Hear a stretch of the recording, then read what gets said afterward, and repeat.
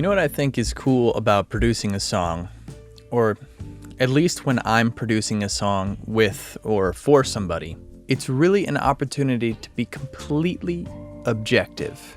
The goal for me is to make the best song. What I mean by that is to just tell the story in the most meaningful way. So obviously, the best song is subjective and depends on the listener. But what I'm really asking is, what's the best way to tell this story, the story of this song? What is the most appropriate way to move somebody when they're listening to this song? Now, if it's not obvious to you, I will be the first person to tell you that I am not in any way an artsy kind of guy. But since becoming a father, I will say I am a bit of a sap or a softie, if you will. So whether the song is a story of happiness, sadness, struggle, adversity, the goal is to use the music and make the music in a way that the listener can feel it and understand it and relate to it when they're listening. So today is day 3 in producing music in a home studio, and we are going to take that next step in accomplishing that goal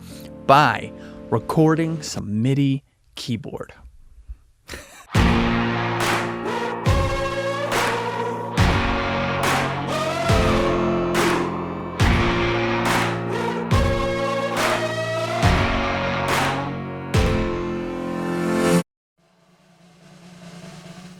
Side note, I've decided that I'm going to do a series of videos that will be sort of like getting into the weeds of whatever the topic is. So let me know if you're interested in seeing longer form videos where we take a deep dive into whatever the topic is, whether it's recording, making YouTube videos, or smashing the like button for the YouTube algorithm, whatever topic that you'd like to see. Let me know down in the comments, and we'll see what comes of it. All right, so in day 1 and 2, we did scratch, vocals, acoustic, bass, programmed some drums, and then wound up replacing the drums with live drums, which we will keep for the final version of the song because they're awesome. I went through and edited those live drums, and now they are completed, if you will. So next we're gonna record MIDI piano for this song. So after we record the piano, what I'm gonna do is I'm gonna send 2 bounces of the song in the state that it will be in to a session bassist who's gonna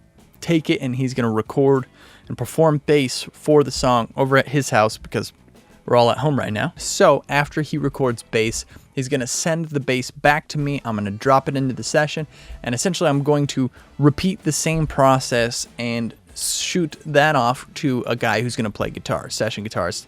Both of their names are Sam. We'll talk about them later. Once we get the guitars back for the song, put it in the session, then we're gonna jump into recording vocals and any additional production for this song. But today we are doing MIDI piano. Now there's a lot of reasons why we're using a virtual instrument for the piano on this song. The most obvious being that there's no piano in my house or home studio. So we're going to use a virtual instrument. Now I like using MIDI because there is a ton of flexibility that comes with it. You can essentially manipulate the performance in as many ways as you like.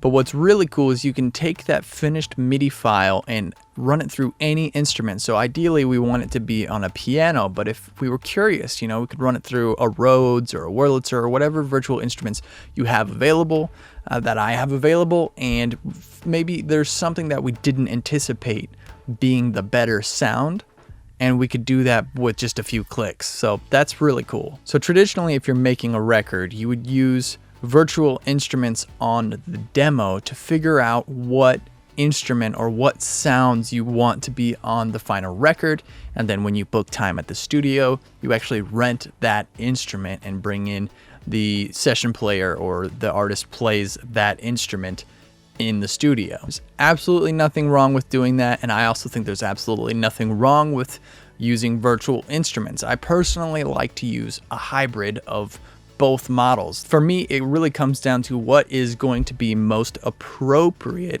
for conveying the feeling I'm looking for in the song. Whichever way does that best for me is the right way, and that's what I'm going to use for the song. The piano that we've selected for this particular song is a piano from the East West Sound Library. It is the Yamaha C7.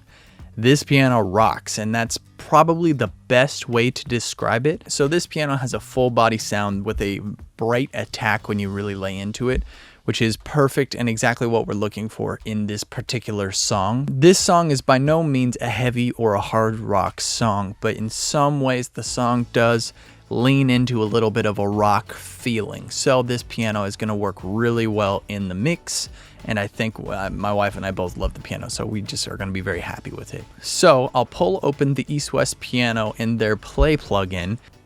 Here's the MIDI performance, by the way. We went through and recorded the part section by section. Once we finished, I could just grab a chunk of the MIDI and I would just listen like 4 to 8 bars at a time and look for any parts that need time correction or fixes that need to be made and just take those in little chunks at a time. Now, depending on the song and the direction that you want to take, you can use the event window. I'm using Pro Tools, so it's called the event window, to quantize the timing of the notes. If you want the performance to be more locked to the grid, you can use the strength control. The higher the strength, the closer to the grid the correction is, and obviously the lower the strength, the closer to the original performance the correction is. So if I wanted it locked 100% to the grid, I would slide it over to 100%. And then if you put it at 75% and hit quantize, it's just going to pull the note 75% closer to the grid than it originally was. So it's cool to have that flexibility of keeping some of the original feeling in the performance, but still having it be closer in time. Another control that I like to experiment and manipulate is the velocity of the performance. So sometimes you want some notes to be played softer and other notes you want to sound more accented. So you can control every single note recorded with MIDI by using the velocity control and go through each note and adjust the specific velocity of each note or group of notes that you have selected.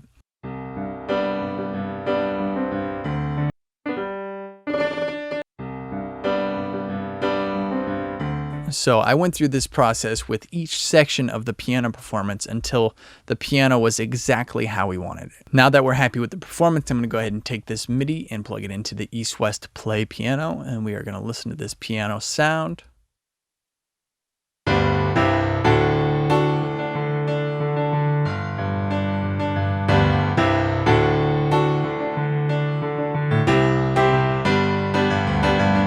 So with this plugin, what we are hearing as the default is the player's perspective of the piano.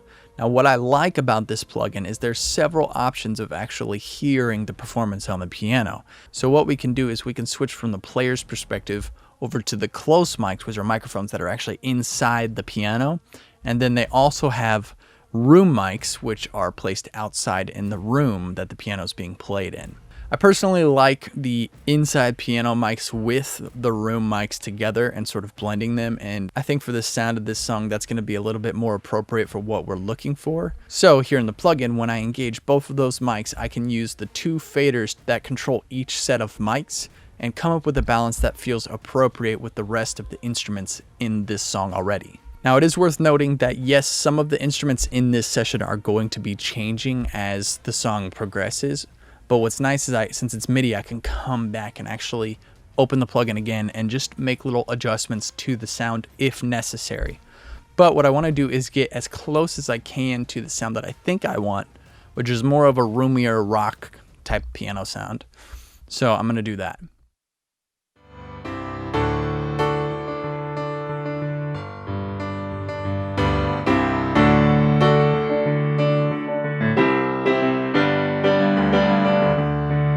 So once I've done that, I'm going to go ahead and check the output level of the piano. I don't want anything distorting coming out of the plugin. And then after I've done that, I'm going to go ahead and commit this performance to audio. All right, so now I'm going to commit this to audio, meaning that it's no longer going to be a MIDI generated instrument. It's going to actually be recorded to audio. So I can take my MIDI track and my aux track, make them inactive and hide them so I don't have to see them. And if I ever need them, I can come back and find them to make changes, but I don't want to see them in my edit and mix window if I don't have to. So now I can just see my drums, my scratch bass, the acoustic, vocals, and my piano audio together in the session. So this gets me one step closer to where I want to be. So I'm going to dial in a little balance here, bounce the song out, and then I can send over to Sam, who's going to be playing bass on the song for me.